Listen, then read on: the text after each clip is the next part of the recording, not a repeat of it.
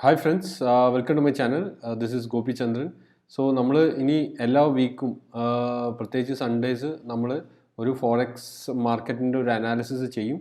നിങ്ങൾക്ക് ഞാൻ എങ്ങനെയാണ് ഓരോ പേഴ്സും ഒരു 4 പേഴ്സ് ഇപ്പോൾ നമ്മളിതിൽ എടുക്കാൻ പോകുന്നത് euro U S D, G B P U S D, gold, അതേപോലെ U S D J P Y, ഇങ്ങനെയുള്ള 4 പേഴ്സിൻ്റെ ഒരു ഔട്ട്ലുക്ക് പറഞ്ഞുതരും. നിങ്ങൾ എന്താണ് വീക്കിലി ഏത് സ്ട്രാറ്റജിയാണ് ഉപയോഗിക്കേണ്ടത് എന്നുള്ള കാര്യം പറഞ്ഞുതരും. ഓക്കെ, സോ അതിന് ബേസ്ഡ് ആയിട്ടുള്ള ന്യൂസ് എന്തൊക്കെയാണ്, ഇമ്പോർട്ടൻറ്റ് ന്യൂസ് എന്നുള്ള കാര്യങ്ങളൊക്കെയാണ് നമ്മൾ ഡിസ്കസ് ചെയ്യാൻ പോകുന്നത്. അപ്പോൾ നിങ്ങൾ ഇപ്പം മിഡിൽ ഈസ്റ്റിലാണെന്നുണ്ടെങ്കിൽ നിങ്ങൾക്ക് ഒരു ട്രസ്റ്റഡ് ബ്രോക്കറിൻ്റെ കീഴിൽ അക്കൗണ്ട് ഓപ്പൺ ചെയ്യണം എന്നുണ്ടെങ്കിൽ ലിങ്ക് ഞാൻ ഡിസ്ക്രിപ്ഷനിൽ കൊടുക്കുന്നുണ്ട്. ഇവരെ ഞാൻ സജസ്റ്റ് ചെയ്യാൻ കാരണം എന്താ വെച്ചാൽ ഇവർ എസ്കാ ലൈസൻസ്ഡ് ആണ്. സോ എസ്കാ ലൈസൻസ് എന്ന് പറഞ്ഞു കഴിഞ്ഞാൽ SCA ലൈസൻസ് എന്ന് പറഞ്ഞു കഴിഞ്ഞാൽ ഇപ്പോൾ ദുബായ് റെഗുലേറ്ററി അതോറിറ്റീൻ്റെ ലൈസൻസ് ആണ്. സോ ആ ലൈസൻസ് ഉള്ള ബ്രോക്കേഴ്സിൻ്റെ ലിങ്ക് മാത്രമേ നിങ്ങൾക്ക് കാണാൻ പറ്റുള്ളൂ. അല്ലാത്ത ഒരു ബ്രോക്കേഴ്സും നമ്മൾ സജസ്റ്റ് ചെയ്യുന്നില്ല. കാരണം ബാക്കിയുള്ള ബ്രോക്കേഴ്സ് അവർ നിങ്ങളെ സ്കാം ചെയ്യാനുള്ള ഇത് വളരെയധികം കൂടുതലാണ്. സോ നിങ്ങൾ അക്കൗണ്ട് ഓപ്പൺ ചെയ്യണമെന്നുണ്ടെങ്കിൽ ഈ ഒരു 2 ബ്രോക്കേഴ്സിൻ്റെ കീഴിൽ മാത്രം, അതായത് എസ്കാ ലൈസൻസ് ഉള്ള ബ്രോക്കേഴ്സ്, ഇപ്പോൾ നമ്മുടെ നാട്ടിലിപ്പോൾ സെബിയും ഇവരൊക്കെ ഉള്ള പോലെ, അതോറിറ്റി ഉള്ള പോലെ തന്നെ ഫോറക്സിൽ ഇപ്പോൾ നമുക്ക് റെഗുലേറ്ററി കിട്ടാൻ വളരെ ബുദ്ധിമുട്ടാണ്. കാരണം ബാക്കിയുള്ള റെഗുലേറ്ററീസ് എന്നൊക്കെ പറഞ്ഞാൽ ഇപ്പോൾ മൗറീഷ്യസും അതേപോലെ തന്നെ ഏതെങ്കിലും ആഫ്രിക്കൻ കൺട്രീസിലുള്ള റെഗുലേറ്ററീസ് ആയിരിക്കും. അവരൊന്നും നിങ്ങൾക്ക് ഡയറക്റ്റ്ലി പോകാനോ നിങ്ങൾക്ക് എന്തെങ്കിലും ഇഷ്യൂസ് വന്നിട്ടുണ്ടെങ്കിൽ നിങ്ങൾക്ക് ഈ റെഗുലേറ്ററിൻ്റെ അടുത്ത് കംപ്ലയിൻറ്റ് ചെയ്യാനോ ഒന്നും പറ്റില്ല. ബട്ട് എസ്കാ ലൈസൻസ് ഉണ്ടെങ്കിൽ നിങ്ങൾക്ക് അത് പറ്റും. അത് ദുബായ് UAE റെഗുലേറ്ററി അതോറിറ്റീൻ്റെ ലൈസൻസ് ആണ്. ഓക്കെ, സെക്യൂരിറ്റീസ് കമ്മോഡിറ്റി അതോറിറ്റി ആണ് എസ്ക എന്ന് പറയുന്നത്. അപ്പോൾ അത് ദുബായ് റെഗുലേറ്റഡ് ആണ്. നിങ്ങൾക്ക് ആ റെഗുലേഷൻ ഉള്ള ബ്രോക്കേഴ്സിൻ്റെ കീഴിൽ അക്കൗണ്ട് ഓപ്പൺ ചെയ്യുന്നതാണ് നല്ലത്. ഓക്കെ, ഇനി നമുക്ക് അനാലിസിസിലേക്ക് കിടക്കാം. നമുക്ക് ആദ്യം യൂറോ USD എടുക്കാം. യൂറോ USDയിൽ നിങ്ങൾ എന്ത് ട്രേഡാണ് എടുക്കേണ്ടത് എന്നാണ് ഇപ്പം ഡിസ്കസ് ചെയ്യാൻ പോകുന്നത്. അപ്പം ആദ്യം നമ്മൾ വീക്ക്ലി ഒരു ഔട്ട്ലൈൻ നോക്കുകയാണെങ്കിൽ നിങ്ങൾക്ക് കാണാം ഒരു ബുള്ളിഷ് മൂവ് ആണ് ഉള്ളത്. ഓക്കെ, സോ നമ്മളെ ഒരു വ്യൂ എന്താണ്, നെക്സ്റ്റ് വീക്കിലേക്ക് നമ്മളൊരു വ്യൂ എന്ന് പറയുന്നത് ബുള്ളിഷ് ആണ്. ഓക്കെ, നമ്മൾ യൂറോ USDയിൽ ബുള്ളിഷ് ആണ്. ഇനി നമ്മൾ യൂറോ USDയിൽ ബുള്ളിഷ് ആണെന്നുണ്ടെങ്കിൽ നമ്മൾ എന്താണ് ചെയ്യേണ്ടത്? നിങ്ങൾ ഓരോ ഡൗൺ സൈഡ് വരുമ്പോഴും നിങ്ങൾ ബൈ ആണ് ചെയ്യേണ്ടത്. ഓക്കെ, അപ്പം നമ്മളെ സ്ട്രാറ്റജി എന്താണ്? യൂറോ USDയിൽ ബൈ ഓൺ ഡിപ്സ്. ഓക്കെ, അപ്പം ഡിപ്സ് വരുമ്പം താഴേന്ന് നിങ്ങൾ ബൈ ആണ് ചെയ്യേണ്ടത്. ഓക്കെ, ഇനി നിങ്ങൾ ഒരു ഡെയിലി ടൈം ഫ്രെയിമിലേക്ക് പോവുകയാണെങ്കിൽ നിങ്ങൾക്കൊരു പ്രധാനപ്പെട്ട കാര്യം കാണാൻ പറ്റും. ഓക്കെ, ഡെയിലി ടൈം ഫ്രെയിമിലേക്ക് പോവുകയാണെങ്കിൽ നിങ്ങൾക്ക് ഒരു മെയിൻ ഒരു റെസിസ്റ്റൻസ് ആയിട്ടുള്ള ഒരു സോൺ നിങ്ങൾക്ക് കാണാൻ പറ്റും. ഓക്കെ, ഇവിടെയാണ് നിങ്ങൾക്ക് റെസിസ്റ്റൻസ് ആയിട്ടുള്ള ഒരു സോൺ. ഓക്കെ, ഈ ഏരിയ തന്നെയാണ് ഇതാ ഇവിടെ ഞാൻ അണ്ടർലൈൻ ചെയ്ത ഏരിയ ആണ്. ഓക്കെ, കുറച്ചും വലുതാക്കി കാണിച്ചു തരാം, നിങ്ങൾക്ക് ക്ലിയർ ആയിട്ട് കാണിച്ചു തരാം. ഓക്കെ, ഇതൊരു ഇമ്പോർട്ടൻറ്റ് സോണാണ്. ഓക്കെ, ഇതിപ്പോൾ നിങ്ങൾ ഒരു ഹെഡ് ആൻഡ് ഷോൾഡേഴ്സ് പാറ്റേണിൻ്റെ ഒരു സോൺ എന്ന് പറയാം. ഓക്കെ, സോ ഈ ഒരു സോൺ ഇമ്പോർട്ടൻറ്റ് സോണാണ്. റീസൺ എന്താ വെച്ചാൽ നമുക്ക് മാർക്കറ്റ് അപ്പോൾ ഡെയിലി ടൈം ഫ്രെയിമിൽ നോക്കുകയാണെങ്കിൽ മാർക്കറ്റ് മുകളിലോട്ട് പോയി. ഓക്കെ, മുകളിലോട്ട് പോയി പിന്നെ എന്താ സംഭവിച്ചത്? പിന്നെ ചേഞ്ച് ഓഫ് ക്യാരക്ടർ ഇവിടെ സംഭവിച്ചു. ഓക്കെ, അപ്പോൾ ഇവിടെയുള്ള സെല്ലേഴ്സ് കുറച്ച് സ്ട്രോങ് ആണ്. ഓക്കെ, ഈ ഏരിയയിലുള്ള ഈ സെല്ലേഴ്സ് ഇവർ നല്ല സ്ട്രോങ് ആണ്. ഓക്കെ, അപ്പോൾ നമ്മൾ ബൈ ചെയ്യുകയാണെങ്കിൽ തന്നെ നമുക്ക് ഈ ഏരിയ വരെയാണ് നമുക്ക് ബൈ ചെയ്യാൻ പറ്റുന്നുള്ളൂ. ഓക്കെ, പാടുള്ളൂ. അപ്പോൾ നിങ്ങൾ ഡിപ്പിൽ വരികയാണെങ്കിൽ ഇപ്പോൾ മാർക്കറ്റ് ഈ ഏരിയയിൽ ഓപ്പൺ ചെയ്യുകയാണെങ്കിൽ നിങ്ങൾക്ക് ഇങ്ങോട്ടേക്ക് ബൈ ചെയ്യാം. ഓക്കെ, ഇനി സെല്ല് ചെയ്യണമെന്നുണ്ടെങ്കിൽ നിങ്ങൾക്ക് എന്താക്കാം? നിങ്ങൾക്ക് ഇവിടെ ഒരു ഓർഡർ ബ്ലോക്ക്, അതായത് 1 hourൽ നിങ്ങൾ ഓർഡർ ബ്ലോക്ക് ഫൈൻഡ് ഔട്ട് ചെയ്തിട്ട് നിങ്ങൾക്ക് ആ ഏരിയയിൽ നിന്ന് നിങ്ങൾക്ക് സെല്ലും ചെയ്യാം. അപ്പം നിങ്ങൾ ഒരു 1 വീക്കിലേക്ക് നോക്കുകയാണെങ്കിൽ ഞാൻ പറഞ്ഞു നിങ്ങൾ ഒരു ബുള്ളിഷ് വ്യൂ ആണ് നിങ്ങൾ എടുക്കേണ്ടത്. ബട്ട് ഇപ്പോൾ നമുക്ക് തൊട്ടടുത്ത് തന്നെ ഒരു ഇമ്പോർട്ടൻറ്റ് സപ്ലൈ സോൺ ഉണ്ട്. ഓക്കെ, അപ്പോൾ സപ്ലൈ സോൺ ആണ് ഈ ഏരിയയിൽ. അപ്പം ഈ ഏരിയ നിങ്ങൾ നോക്കുക. ഈ ഏരിയയിൽ നിങ്ങൾ ഈ ഏരിയയിൽ എത്തിക്കഴിഞ്ഞാൽ നിങ്ങൾ പ്രത്യേകിച്ചും എന്താക്കുക? നിങ്ങൾ ഒരു സെല്ലിങ്ങുള്ള ഓപ്പർച്യൂണിറ്റി നോക്കുക. ഇവിടുന്ന് ഇതുവരെ നിങ്ങൾക്ക് എന്താക്കാം? ഇതുവരെ നിങ്ങൾക്ക് ബൈങ്ങിനുള്ള ഓപ്പർച്യൂണിറ്റി നോക്കാം. അപ്പോൾ നിങ്ങൾ 1 hourലേക്കും അതേപോലെ തന്നെ അതിലും താഴെയുള്ള ടൈം ഫ്രെയിമിലേക്കൊക്കെ പോവുകയാണെങ്കിൽ നിങ്ങൾക്ക് ഈ ഏരിയ ഒരു ടാർഗറ്റ് ആക്കിയിട്ട് നിങ്ങൾക്ക് ഇവിടുന്ന് ബൈ ചെയ്യാം. ഓക്കെ, അതേപോലെ തന്നെ ഈ ഏരിയ എത്തിക്കഴിഞ്ഞാൽ നിങ്ങൾക്ക് സെല്ല് ചെയ്യാനും തുടങ്ങാം. സോ ഇതായിരിക്കും നമ്മുടെ യൂറോ USDയിലുള്ള സ്ട്രാറ്റജി എന്ന് പറഞ്ഞാൽ ബൈ ഓൺ ഡിപ്സ് എന്ന് മാത്രമല്ല ഞാൻ ഇവിടെ അടയാളപ്പെടുത്തി വെച്ചിട്ടുണ്ട് നമ്മളെ മെയിൻ ഏരിയ. ഓക്കെ, ഈ ഏരിയ വരെ നമ്മൾ ബൈ ചെയ്യാൻ പാടുള്ളൂ. ആ ഏരിയ കഴിഞ്ഞിട്ട് നമ്മൾ വെയിറ്റ് ചെയ്യണം, പ്രൈസ് ആക്ഷൻ എങ്ങനെയാണ് ബിഹേവ് ചെയ്യുന്നത് നോക്കണം. ഓക്കെ, ഇനി നമുക്ക് നോക്കേണ്ടത് GBP USD ആണ്. ഓക്കെ, GBP USD ആദ്യം നമുക്ക് ഇതേപോലെ തന്നെ വീക്ക്ലി ചാർട്ട് നോക്കാം. വീക്ക്ലി ചാർട്ട് നോക്കിക്കഴിഞ്ഞാൽ നമുക്കിവിടെ നോക്കാം. ഇവിടെ വീക്ക്ലി ചാർട്ട് നോക്കിക്കഴിഞ്ഞാൽ എന്താണ് നിങ്ങൾക്ക് മനസ്സിലാക്കാൻ പറ്റുന്നത്? ബുള്ളിഷ് അല്ലേ? അപ്പം നമ്മൾ ബുള്ളിഷാണ് വ്യൂ എടുത്തിരിക്കുന്നത്. അപ്പോൾ നമ്മൾ എന്താണ് സ്ട്രാറ്റജി ഇവിടെ കൊടുക്കാൻ പോകുന്നത്? നമ്മൾ ബൈ ഓൺ ഡിപ്സ്. ഓക്കെ, താഴത്തേക്ക് വന്നു കഴിഞ്ഞാൽ ബൈ ചെയ്യാം. ഓക്കെ, ബൈ ഓൺ ഡിപ്സ് സ്ട്രാറ്റജിയാണ് നമ്മൾ GBP USDയിലും കൊടുക്കാൻ പോകുന്നത്. ഇനി നമ്മൾ ഡെയിലി എടുക്കുകയാണെങ്കിൽ നോക്കാം എന്താണ് നമ്മൾ സ്ട്രാറ്റജി എന്താ ചെയ്യേണ്ടതെന്ന്. ഓക്കെ, സോ GBP USDയിൽ നമ്മൾ ഡെയിലി ടൈം ഫ്രെയിമിലാണ്. ഡെയിലി ടൈം ഫ്രെയിമിൽ നമുക്ക് ഇമ്പോർട്ടൻറ്റ് ഏരിയ എവിടെയാണ് അല്ലേ? ഇമ്പോർട്ടൻറ്റ് ഏരിയ ഇവിടെയാണ് നമുക്ക് കിടക്കുന്നത്. ഓക്കെ, ഇമ്പോർട്ടൻറ്റ് ഏരിയ എന്ന് പറഞ്ഞാൽ നമുക്ക് റെസിസ്റ്റൻസ്, സപ്ലൈ എല്ലാ സോണും ഈ ഏരിയയിലാണ്. ഓക്കെ, സോ ഈ ഏരിയ നിങ്ങൾ ഡെയിലി ടൈം ഫ്രെയിമിൽ നോക്കുകയാണെങ്കിൽ നിങ്ങൾക്ക് ബൈ ഓൺ ഡിപ്സ് ഈ ഏരിയ വരെ നിങ്ങൾ ബൈ ആയിരിക്കണം നിങ്ങളുടെ സ്ട്രാറ്റജി. അപ്പം നെക്സ്റ്റ് വീക്കിലേക്ക് നിങ്ങളുടെ സ്ട്രാറ്റജി എന്താണ്? നിങ്ങളുടെ സ്ട്രാറ്റജി ഈ ഏരിയ വരെ ബൈ ചെയ്യാനായിരിക്കണം നിങ്ങളുടെ സ്ട്രാറ്റജി. ഓക്കെ, ബൈ ചെയ്യാനായിരിക്കണം നിങ്ങളുടെ strategy. Okay, so GBP USD buy on dips തന്നെയാണ് നമ്മുടെ സ്ട്രാറ്റജി. ഇനി അടുത്തെന്താണ് നമുക്ക്? അടുത്ത് ഗോൾഡ്. ഓക്കെ, ഗോൾഡ് എല്ലാവർക്കും അറിയാം ലൈഫ് ടൈം ഹൈയിലാണ് നിൽക്കുന്നത്. ഓക്കെ, വീക്ക്ലി സ്ട്രാറ്റജിയും നമുക്ക് അപ്പാണ് അല്ലേ? ഓക്കെ, അതേപോലെ തന്നെ ഡെയിലി സ്ട്രാറ്റജി നോക്കുകയാണെങ്കിൽ ഡെയിലി സ്ട്രാറ്റജിയും അപ് ട്രെൻഡ് തന്നെയാണ്. ഗോൾഡിൽ നിങ്ങൾ ഒരു സ്ട്രക്ചർ ചേഞ്ച് വരുന്ന വരെ നിങ്ങളെ സെയിം സ്ട്രാറ്റജി ആയിരിക്കണം ബൈ ഓൺ ഡിപ്സ്. ഓക്കെ, ഒരു ഡിപ്സ് കിട്ടിക്കഴിഞ്ഞാൽ നിങ്ങൾ ബൈ ചെയ്യാനായിരിക്കണം സ്ട്രാറ്റജി.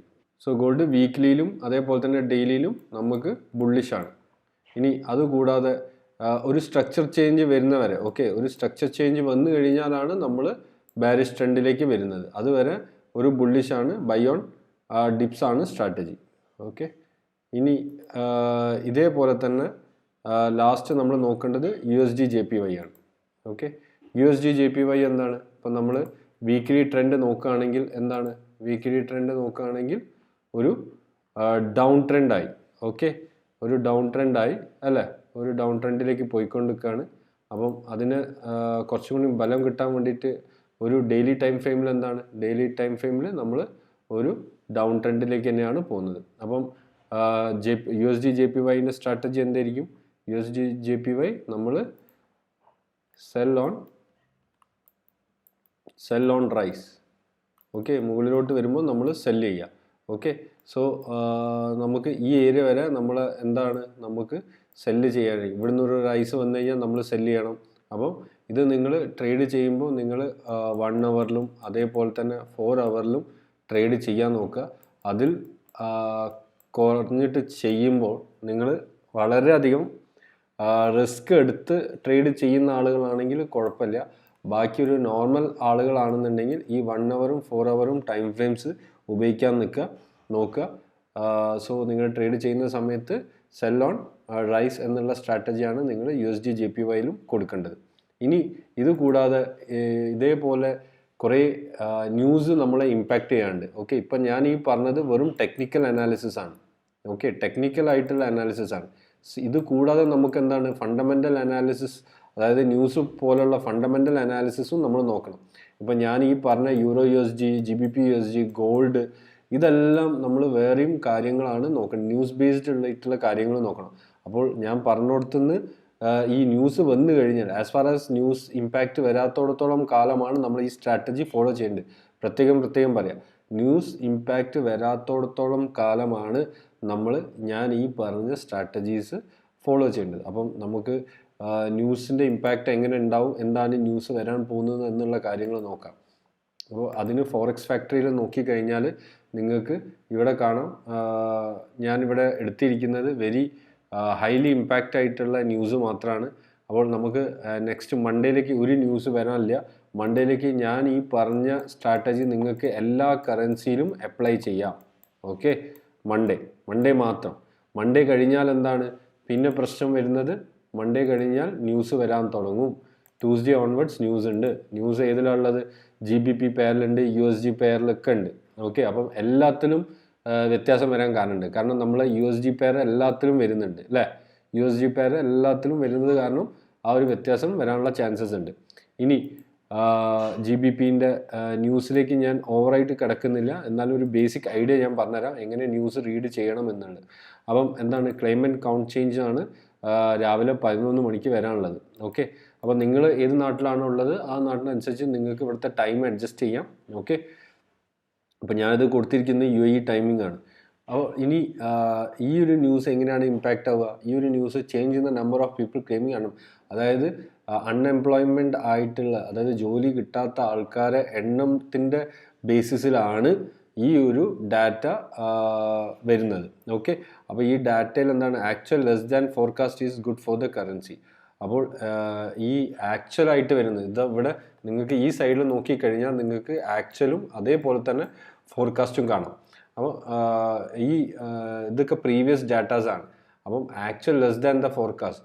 അപ്പോൾ ആക്ച്വൽ എന്തായിരിക്കണം? ലെസ് ആയിരിക്കണം. ഇപ്പോൾ ഇതൊക്കെ ലെസ് ആയതുകൊണ്ടാണ് നമുക്ക് ഈ GBP USDയിൽ നമുക്ക് ഭയങ്കര ഒരു ബുള്ളിഷ് മൂവ്മെൻറ്റ് കണ്ടത്. അപ്പം ഈ ഒരു ഡാറ്റയും എന്താണ്, ബുള്ളിഷാണ്, സെയിം ഇതേപോലെയാണ് വരുന്നതെങ്കിൽ ഓക്കെ പ്രത്യേകം ശ്രദ്ധിക്കുക. GBP USD. ഓക്കെ, ശ്രദ്ധിക്കേണ്ട പേരേതാണ്? GBP USD. GBP USD ഏത് ദിവസം ശ്രദ്ധിക്കുക? ട്യൂസ്ഡേ ശ്രദ്ധിക്കുക. ഓക്കെ, ട്യൂസ്ഡേ എന്താണ് ശ്രദ്ധിക്കേണ്ടത്? ആക്ച്വലും ഫോർകാസ്റ്റും. അതായത് ആക്ച്വൽ കുറവായിരിക്കണം. അപ്പം അടുത്ത പ്രാവശ്യം ഇവിടെ ഫോർകാസ്റ്റ് ചെയ്തിരിക്കുന്നത് 20 ആയിരിക്കും. ഓക്കെ, ഒരു 18 വന്നാൽ എന്താണ്? 18 വന്നാൽ ഗുഡ് ഫോർ ദ കറൻസിയാണ്. അപ്പോൾ കറൻസിക്ക് ഗുഡ് ആണെന്നുണ്ടെങ്കിൽ എന്താ സംഭവിക്കുക? വളരെയധികം മുകളിലേക്ക് പോകും അല്ലേ?